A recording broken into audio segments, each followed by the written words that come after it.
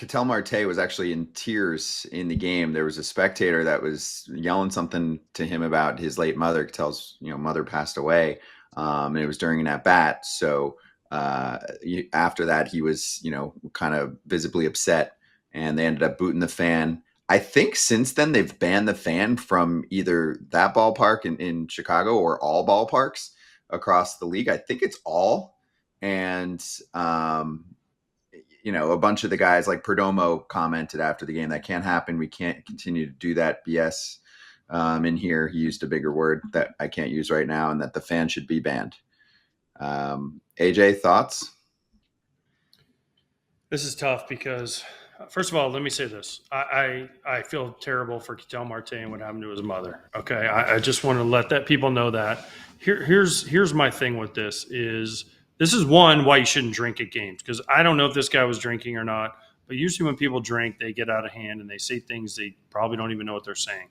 I get it. It happens. And Strip, I think you agree with me. People have said a lot of things to me over my career. Whatever you want to call it, whatever you want to say, they've said those things to me. I just don't know where you draw the line.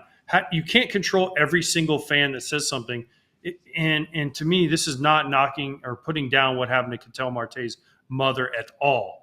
But where do you draw the line? He didn't physically attack him. He didn't do what they did against Mookie Betts where they grabbed his arm. They didn't do when the White Sox fans jumped on the field and beat up the first base coach, back in 2003. So I just don't know. Just don't say anything. If you're a fan, and just try to be as nice as you can. I know you get mad, but again, it goes back to alcohol probably. And I don't know if this was a young kid. I think he was 22 years old. And from what I'm seeing on Twitter and being reported, again, I don't know this, but just don't say anything about people's family. Like, the line has to be drawn somewhere, and I don't know where that line is. But this is a bad situation. I feel sorry for Ketel Marte and what was said, but I just don't know where to draw the line. Now we're going to suspend people that yell things at players. You got to suspend half the damn fan base because they yell stuff all the time on the road. Yeah, agreed, AJ, man. Like, it's a shame that we're sitting here having to say, don't yell something to a player about his mother. But, that's where we are. And I agree that it's an impossible line to draw. So I think what you have to do is when things like this happen, it's a real shame. But I think you have to bring awareness and exposure to it and show Marte crying out on the field so that some fans can see that and see how it affects us. And, 99% of fans are great and they're not going to yell something about your mom. But the 1% that do can see how it affects us and maybe it makes them think twice. And then this happens less and less. So it really is, it's awful to see. And we all feel for Marte for sure. But I totally agree. I don't know where you draw the line. Like, most of it isn't good fun. Like, if you ever had the chance to sit out by the Yankees visiting bullpen or the Phillies visiting bullpen, you're going to hear some of the funniest, most outlandish, I guess, crap talking that you can hear. But when it crosses a line like this, I think we need to be able to bring awareness to it to show that it's going too far and it can't happen. So my thing is, I'm kind of in between here. I'm definitely all for setting a precedent and telling fans, you want to say, hey, you stink, you can't hit, whatever, but let's create a line. It does get difficult because you're getting into semantics of what someone can and can't say. What I would like to see is, in my mind, some of the bigger physical issues that sometimes pop up, create a fan ban from all stadiums situation, because that's apparently what we have here. I don't know if it's for life or just for this year, but he's at least banned from all MLB stadiums. It could be for life. So Strip, the difference between that, which is awful to scream words like that at someone, versus two fans trying to rip Mookie Betts' arm off last year in the World Series. Are we serious? Yeah, both are awful, right? Anytime a fan is physically making, putting their hands on a player you never see that, right? I mean, that never happens. So that was an insane visual where that fan pulls Mookie's arm and is, almost being violent with the face that he's making. That was disturbing in a lot of ways. So that guy lifetime ban for sure. As far as yelling some stuff. We keep harping on it. It's impossible to draw the line. But yeah, when you're crossing like the line of physical violence or physically, altering a player, I mean that's totally different. FT fam, did you know that Huel has sold over 500 million meals around the world, and now it is your turn to try it. while I drink it. Scott. Thank you. Up, Scott, so I can discuss Huel and how I love it. I had some for breakfast this morning. I like to drink it post-workout because of the protein included in it. It always tastes delicious, whether it's strawberry, banana, chocolate, vanilla, whatever the flavor is. It tastes like a dessert, honestly. It should not taste as good as it does. I agree. New customers get 15% off plus a free gift at Huel.com when you use the FT code. That is FOUL, F-O-U-L, at Huel.com/FOUL. Don't miss out. Try Huel today for a perfectly balanced meal. If you miss a meal, if you're looking for a little protein boost, you just saw me drinking the Black Edition ready to drink. There's the vanilla flavor. I love what the chocolate brings to the table. It's really damn good. So give it a shot, FT fam. 15% off plus a free gift for new customers with the code FOUL. But that's my thing is I don't know. I got to look back to see if they're banned for life. I know that they got somewhat of an indefinite ban, but the point I'm making Scott, is originally when it happened, what? Well, how does a ban work? Like, how can we actually enforce that player? Did they have facial recognition so that it's effective? Like, all 30 stadiums can see, like, they don't have Joe that. Blow's here. I mean, Let's they get have him out of here. Cameras and they do. I know that they get a list, right? Like that they have of people that you shouldn't let in the ballpark. So that's a thing too. I mean, not every fan's showing their face, obviously, when you're entering a ballpark. That is probably going to eventually happen. I mean, that's what they have at the airport.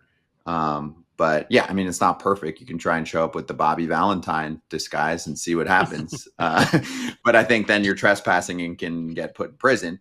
But my point is, I mean, AJ, you remember this was a huge topic for us when it happened last year. And, you know, some podcasts were like joking about it and it's so funny. But if like you broke the dude's arm and those guys were trying to get all the press and then they're crying about it afterward, they originally didn't get banned for life. I think that they originally were like going to come back the next day or something, weren't they? Yeah. Yes.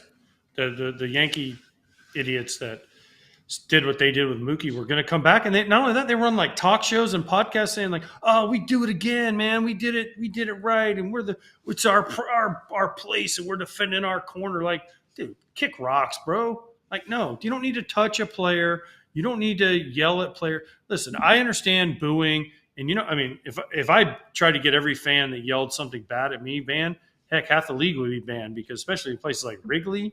Are you kidding me? When I played for the White Sox, there were things that were yelled that you don't want to tell people. I felt bad for my family sitting in the stands. But you know what? It's a difficult line to draw.